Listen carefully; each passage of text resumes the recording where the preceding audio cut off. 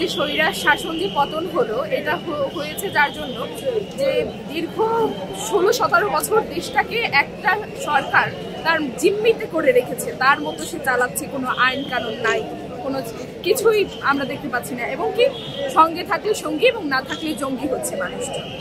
আমাদের দেশে আমাদের কথা বলার স্বাধীনতা ছিল না। আমরা চাচ্ছি নতুনরা যে রাজনৈতিক দল করছে এই আমাদের স্বাধীনতাগুলো ফিরে আসুক। আমি আসছি ছাত্রদের এটা দেখার জন্য, কারণ আমি তো 1971 সাল থেকে স্বাধীনতার বহু রাজনৈতিক দল দেখছি, সবাই প্রত্যেকের আহার গোছানোর চিন্তা করছে। এই জন্য আমি অত্যন্ত আনন্দিত যে ছাত্র সমাজ মিলে যে একটা দল গঠন করেছে। হ্যাঁ, হয়তো জানি না ওরা আবার কি করবে, তবে নতুন একটা দল সুন্দরভাবে আসলে আমি আশা করি, যেহেতু তারুণ্য, ওরা যুবক, হ্যাঁ, ওরা অনেক কিছু সমাধান খুব সহজে দিতে পারবে আন্তর্জাতিকভাবে এবং এই স্বরাষ্ট্র বিষয়েও। হ্যাঁ, উৎপাদনও বৃদ্ধি করতে পারবে, বেকার সমস্যার সমাধান করতে পারবে। আমরা চাই এই ইয়ং জেনারেশন থেকে আবার একটা দল সুন্দরভাবে রাষ্ট্র পরিচালনা করুক, এটাই আমাদের কাম্য। 5ই আগস্ট এই যে ছাত্র জনতার বিপ্লবের মাধ্যমে যে একটা শাসক গোষ্ঠী দীর্ঘ 16 বছর তাদের শাসন ব্যবস্থাকে শেষ করে পতন করে আমরা যে ছাত্ররা নতুন একটি বাংলাদেশের স্বপ্ন দেখেছি বা দেখছি, আমি মনে করি নতুন যে দলটা আত্মপ্রকাশ করেছে আজকে সেই দলটি সেই ক্ষেত্রে তাদের সর্বোচ্চ দিয়ে কাজ করবে। যে ছাত্র সংগঠনগুলো বাংলাদেশের তরুণ ছাত্রদেরকে মূল্যবোধ শিক্ষা দেয় বা নৈতিক জ্ঞান শিক্ষা দেয়, তাদের সঙ্গে আমরা ছিলাম।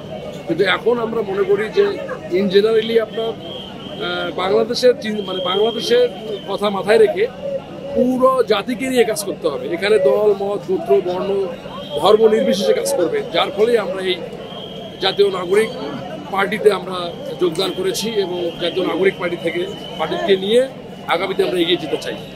আমাদের নতুন রাজনৈতিক দলের প্রকাশ হলো জাতীয় নাগরিক পার্টি। আমরা চাই আমাদের দলটাকে অনেক দূর পর্যন্ত এগিয়ে নিতে, কোনো দল যাতে বাংলাদেশে শাসন না করতে পারে, যেন শোষণ না হতে হয়। আমরা আমাদের বাংলাদেশে আমাদের স্বাধীনতাভাবে বাস করি। আজ যে আমার ভাইরা জীবন দিল, আজ যে বোনেরা জীবন দিল, তাদের রক্ত আমরা চাই আমাদের আগামীর বাংলাদেশ আমাদের স্বপ্ন। আমরা যে বন্দোবস্তগুলো তৈরি করছি, সেই বন্দোবস্তে আমরা আগামীর বাংলাদেশকে নতুনভাবে তৈরি করব। বাংলাদেশের ইতিহাস সাক্ষী থাকবে যে নতুন একটা বাংলাদেশ এই ছাত্র জনতা তৈরি করে তাদের উপহার দিচ্ছে।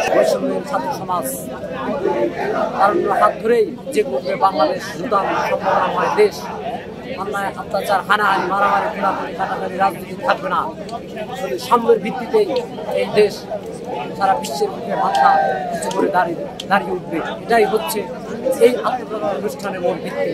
নতুন বাংলাদেশের বিনির্মাণে, বৈষম্যহীন বাংলাদেশের বিনির্মাণে তারা যেভাবে রাজনৈতিক দল আত্মপ্রকাশ করেছে, আমি মনে করি বাংলাদেশের মানুষের আশা আকাঙ্ক্ষার প্রতীক এখানে প্রতিষ্ঠিত হবে। স্বাধীনতা 53 বছর পর যে পরিবারতন্ত্রের বাইরে গিয়ে মানুষজন এবার নতুন পার্টিকে ভোট দেওয়ার একটা স্বাদ পাবে, সেই স্বাদ আমরা সবাই নেওয়ার জন্য আসছি যে নাহিদ ইসলামের নেতৃত্বে যে জাতীয় নাগরিক পার্টি গঠিত হলো, এটার উদ্বোধনী অনুষ্ঠানে আমরা থাকতে পেরে নিজেরা খুব গর্বিত। কারণ আমাদের তরুণ প্রজন্মের যে ইচ্ছা আকাঙ্ক্ষা প্রতিফলন ইতিপূর্বে কোনো জাতীয় দলের হয়ে যারা সরকার গঠন করছে তাদের মাধ্যমে প্রতিফলিত হয়নি। তো আমরা এবার এই দলের প্রতি এক্সপেকটেশন অনেক বেশি, কারণ আমরা আমাদের অধিকার এই তরুণ প্রজন্মের মাধ্যমে ভোটের মাধ্যমে প্রতিফলিত করে আমরা আমাদের অধিকার নিশ্চিত করতে চাই। নাহিদ ইসলামের যে এক দফার দাবি, এটার যে একটা এক দফা দাবি করি যে একটা কথা ছিল যে ফ্যাসিলিটি ব্যবস্থার বিলোপ, আজকে সেই